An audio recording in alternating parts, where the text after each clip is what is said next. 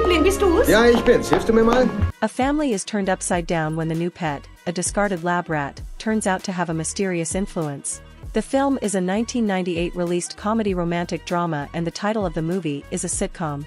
The story documents the moral decline of one's esteemed suburban family, whose decency into decency begins with the purchase of a small white rat.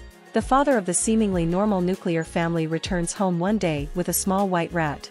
The animal soon has an adverse effect on his wife and children, influencing them into enacting their darkest, most hidden desires.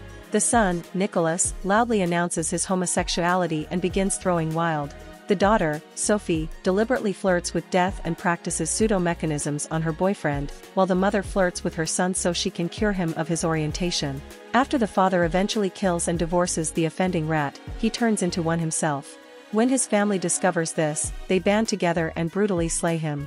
The film follows the ongoing in-home of a dysfunctional upper-middle-class French family who no longer knows how to communicate with one another. The father ignores the children while no longer seeking intimacy with his wife. The mother wants desperately to return to the ways things used to be while being liberally ignorant that people can't change. The son comes out at family dinner and celebrate his newfound sexual freedom to the hilt. The daughter finds it tedious to cop, constantly dissatisfied and wanting to end her misery.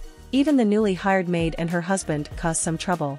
Meanwhile, they all become fascinated with a rat they have taken as a pet, the only entity that can turn to the for solace, but it framed all for a hybrid of two sitcoms to have a better sense of style, humor, and a right tone to pull off unsettling subject matter in a much levier way, such that no matter how bruised with the director's imagination, ritual fare, and appealing ensembles of actors, the film is for those who love comedy on the wild side. So if you aren't willing to accept the fact of its outrageous forehand, you may find it too extreme to pure. It is rather a short feature for limb and probably not very substantive to entertain those looking for depth. But for those looking for the shock fist on the edge, the directive covers a lot of mileage in a short amount of time. This is all about this movie. If you like our movies, please do like, share, and subscribe.